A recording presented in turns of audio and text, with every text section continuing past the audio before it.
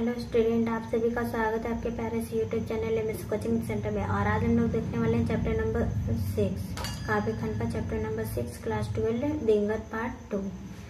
तो इनके लेखक है जयशंकर प्रसाद। इसका जो पाठ का नाम है वो है तुमुल कलह में। तो अब देखते हैं इनके लेखक परिचय के बारे में। तो लेखक परिचय है तुमुल कोलाहल में का जयशंकर प्रसाद। इनका जन्म हुआ था 1889 मगध शुल्क 10वीं संवत 1946। इनका निधन कब हुआ था? 15 नवंबर 1937 में। इनका जन्म स्थान वाराणसी है। इनके पिताजी का नाम है देवी प्रसाद साहू और इनके पितामह यानी कि नाना जी कौन है? शिवरत्न साहू। सुरती तंबाकू बनाने के कारण इनका जो नाम है वो सुरती, मतलब जो सुरती नाम पड़ा वो क्यों पड़ा? तो सुरती मतलब तंबाकू बनाने के कारण सुंगनी साहू के नाम से विख्यात हो गया ये, क्योंकि जो इनके पितामह थे वो क्या तंबाकू बनाते थे। इनकी शिक्षा अगर बात करें तो इनकी शिक्षा की अगर बात करें तो वो है 8वीं तक संस्कृत हिंदी 8वीं तक पढ़े। और उसमें क्या क्या पढ़े? तो संस्कृत हिंदी फारसी उर्दू की शिक्षा घर पर नियुक्त शिक्षकों द्वारा, जो होम ट्यूशन बोलते हैं ना आज के लैंग्वेज में, वही घर पे नियुक्त शिक्षकों द्वारा इन्होंने ये सब ज्ञान अर्जन किया।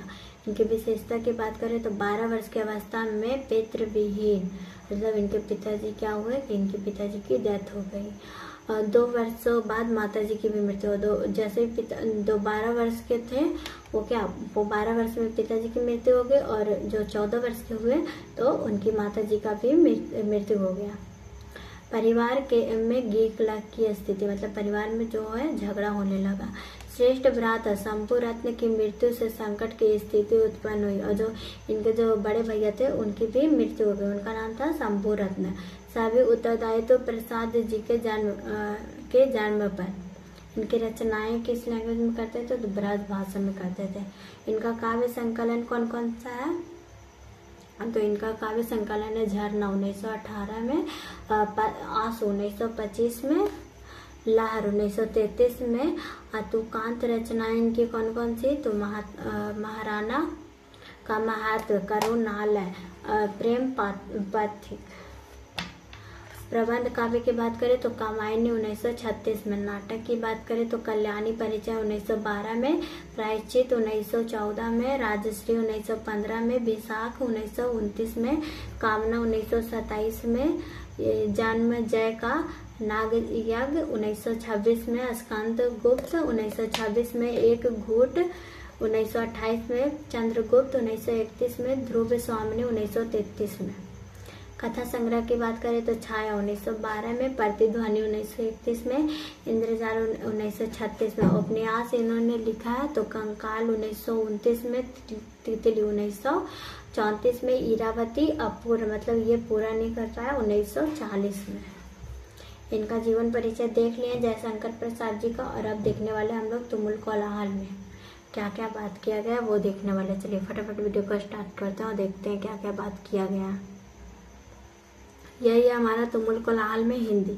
इसका अगर बात करें पहली पंक्ति का तो वो है तुमुल कोलाहल कलह में मैं हृदय की बात रे मन। इसका हिंदी अर्थ है, इस पंक्ति के माध्यम से जयशंकर प्रसाद कहते हैं कि इस भाग दौड़ की जिंदगी में जब मेरा मन थक जाता है तो मैं अपनी बात हृदय से करता हूँ। मतलब जब मेरा दिमाग थक जाता है तो मैं अपनी बातें दिल से करता हूँ। विकल होकर नित्य चंचल खोजती जब नींद के पल, चेतना थक सी रही तब मैं मलय की बात रे मन। इसका हिंदी अर्थ है, कवि कहते हैं कि जब मेरा शरीर थक जाता है और नींद के पल चाहता है और चेतना करने की शक्ति भी कम हो जाती है, तब मैं मन को मनाता हूँ कि अभी सोना नहीं है। ये बोलते हैं कि जब नींद आने लगती है मुझे, मतलब अभी, तो ये अपनी चेतना को जगाते हैं और बोलते हैं कि अभी सोना नहीं है। चिर विषाद विलीन मन की इस व्यथा के तिमिर वन की, मैं उषा से ज्योति रेखा कुसुम विकसित प्रात रे मन। इसका हिंदी अर्थ है, कवि कहते हैं कि जब मैं अपने दुख समस्या विलीन हो जाता हूँ और इस अवस्था में मैं अंधकार में चला जाता हूँ, तब मैं उस समय स्वयं को इस ज्वाला की तरह विकसित करता हूँ जिस तरह फूल प्रकाश को पाकर खिल उठती है।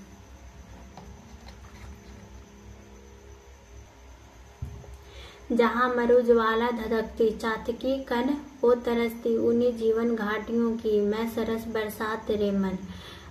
कवि कहते हैं कि जहाँ मरुस्थल की ज्वाला धधकती है, पक्षी एक एक पानी के बूंद के लिए तरसती है और उन्हीं जीवन की घाटियों में जाकर बरसात की बूंदों की तरह बरसता हूँ। ये बोलते हैं, पवन के प्राचीर में रुक, जल जीवन जा रहा झुक, इस झुलसते विश्व वन की मैं कुसुम ऋतु रात रे मन। कवि कहते हैं कि लोग इस अभागा जीवन में दुख दर्द से झुलस रहा है, मैं इनसे दूर करने के लिए आशा रूपी हृदय का सत्वना प्रदान करता हूँ। चिर निराश निर्धर से प्रति छायादित अश्रु सर से, मधुप मुखर मरद मुकुलित, मैं सजल जलजात रे मन। कवि कहते हैं कि जब लोगों को दुख दर्द से आंसू बहता है और आंसू इतना बहता है कि समुद्र बन जाता है, तो मैं उस समय मैं उसे सरोवर में कमल के फूल समान मैं खिल कर आता हूँ जिस पर भंवरे मंडराते हैं। और इसी के साथ हम लोग कविता का पूरा हिंदी अर्थ देख चुके हैं और अब आते हैं हम उसका क्वेश्चन आंसर पे। इसका क्वेश्चन आंसर है, पहला क्वेश्चन आंसर है, पहला क्वेश्चन, हृदय की बात का क्या तात्पर्य है? तो क्या तात्पर्य है, चलिए देखते हैं। हृदय की बात का क्या तात्पर्य है? तो उत्तर है, जब अशांति कलह और घनघोर की स्थिति हो जाती है तो हृदय की बात का कार्य मस्तिष्क को शांति पहुंचाना और उसे आराम देना। मतलब कि जब दिमाग थक जाता है तो हम अपने दिल की बातें करके अपना बोझ हल्का कर देते हैं। मस्तिष्क जब विचारों के कोलाहल से घिर जाता है तो हृदय कोमल भावनाओं का प्रतीक है जो मस्तिष्क के विचारों को अशांति से दूर करता है।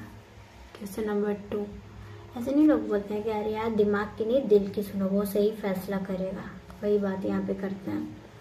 क्वेश्चन नंबर 2, कविता में उषा की किस भूमिका का उल्लेख है? उत्तर, उषा उजाले और प्रकाश का प्रतीक है। कविता में मनुष्य को प्राप्त करके श्रद्धा आनंद में मग्न होकर कहती है कि हे मन, मैं हमेशा दुख में डूबे हुए मन और इस अंधकार से उस उजाले के समान हो। कविता में दुखी मन का व्यथा को दूर करने के लिए उषा का वर्णन, यहाँ श्रद्धा उषा का प्रतीक है। चातकी किसके लिए तरसती है? उत्तर, चातकी एक पक्षी है जो स्वाति के बूंद के लिए तरसती है। ये पक्षी केवल स्वाति के नक्षत्र का ही जल ग्रहण करते हैं, इसलिए वो सालों भर स्वाति के जल की प्रतीक्षा करते हैं। जब स्वाति का जल उसे मिल जाता है तो वो ग्रहण करती है। क्वेश्चन नंबर 4, बरसात को सरस कहने का क्या अभिप्राय है? उत्तर, बरसात को सरस कहने का अभिप्राय यह है कि मरुस्थल में जहाँ पानी का नितांत अभाव होता है वहाँ धरती गर्मी के कारण तरसती है। साथ ही सद्वंशपति पशु पक्षी और अन्य प्राणी भी जल के बिना व्याकुल हो जाते हैं। ऐसी स्थिति में बरसात होने पर धरती हरी भरी हो जाती है। इसी बरसात में चातकी के मन और तन दोनों की प्यास बुझती है। इस प्रकार वो रस से भर जाती है और तन मन सरस हो जाता है। क्वेश्चन नंबर 5, काव्य सौंदर्य स्पष्ट करें। पवन की प्राचीन में रुक, जला जीवन जा रहा झुक, इस झुलसते विश्व वन की मैं कुसुम ऋतु रात रे मन। उत्तर, यह पंक्तियां जयशंकर प्रसाद द्वारा रचित कविता तुमुल कोलाहल में से ली गई है। इस पंक्ति के माध्यम से कवि कहते हैं कि हे मेरे मन, जब जीवन पवन के चार दीवारी में बंद होकर जल कर झुक जाता है, तब इस झुलसते हुए विश्व मन में बसंत ऋतु हूँ, अर्थात मैं ज्वाला में धधकते हुए विश्व को शांति प्रदान करने वाली हूँ।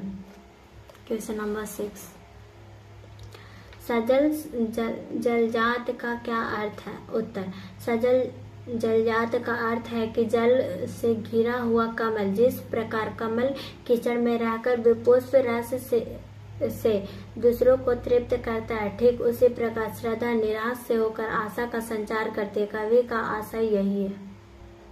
क्वेश्चन नंबर 7, कविता का केंद्रीय भाव क्या है? संक्षेप में लिखना है।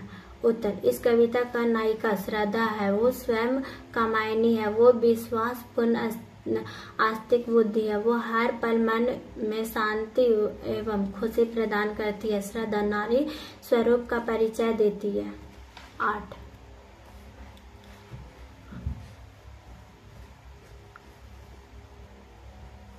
कविता में विषाद और व्यथा का उल्लेख है, यह किस कारण से है? अपनी कल्पना से उत्तर दीजिए। उत्तर, कविता में विषाद और व्यथा का उल्लेख है जीवन में आने वाली कठिन परिस्थितियों से। मानव के जीवन में अनेक प्रकार की कठिनाइयां, बाधाएं, अड़चने आती रहती है, जिसके व्यक्ति बिल्कुल व्याकुल और दुखी हो जाता है। ऐसे घर की स्त्री ही नाजुक स्थिति को संभालती है।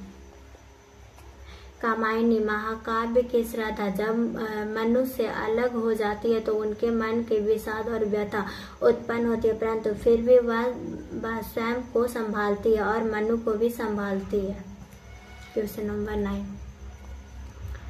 यह श्रद्धा का गीत है जो नारी मात्र का गीत कहा जा सकता है। सामान्य जीवन में नारियों को जो भूमिका है उसे देखते हुए यह कहा जा सकता है कि कविता में कही गई बातें उस पर घटित होती है। विचार कीजिए और गृहस्थ जीवन में नारी की अवदान पर एक छोटा सा निबंध लिखिए। उत्तर, वास्तव में श्रद्धा का यह गीत सामान्य नारी का ही गीत है। गृहस्थ जीवन में नारी का अवदान घर की स्त्री, घर की व्यवस्था स्थापिका, घर की लक्ष्मी, पुरुष सहयोगिनी, शिशु की पहली शिक्षिका और आदिकाल से ही स्वीकार किया गया। नारी हमेशा सूर्य जैसा तेज, समुद्र की तरह गंभीर, चंद्रमा की तरह शीतल, पृथ्वी की तरह क्षमता वाली, पर्वत की तरह उच्च मानसिक गुण वाली होती है। ये सदा हमारे लिए पूजनीय है। नारी हमेशा घर गृहस्थी को सुख शांति प्रदान करते, स्त्री हृदय प्रधान होती है। घर में आए प्रत्येक दुख कष्ट बाधा हरने में नारी सक्षम होती है। नारी नर को प्रत्येक कार्य में पूर्ण सहयोग देकर घर की व्यवस्था को सुचारू ढंग से चलाती है। क्वेश्चन नंबर 10, इस कविता में स्त्री को प्रेम और सौंदर्य का स्रोत बताया गया। आप अपने पारिवारिक जीवन के अनुभवों के आधार पर इस कथन का प्रतीक्षा कीजिए। उत्तर, प्रसाद जी के काव्यों में प्रेम और सौंदर्य का चित्रण किया गया। तुमुल कोलाहल कहल में शीर्षक कविता में कवि ने स्त्री को प्रेम और सौंदर्य का स्रोत बताया गया है। कविता में कथन सही है। जब पुरुष संसारिक उलझनों में उबकर घर जाता है तो स्त्री शीतल पवन का रूप धारण कर जीवन की शीतलता प्रदान करती है। व्यथा एवं विषाद में स्त्री पुरुष की सहायता करती है। इसी के साथ ये चैप्टर हमारा हो गया समाप्त और कल देखेंगे हम लोग चैप्टर नंबर 7। आज के लिए इतना ही, फिर मिलते हैं कल एक नई वीडियो के साथ। तब तक के लिए बाय बाय।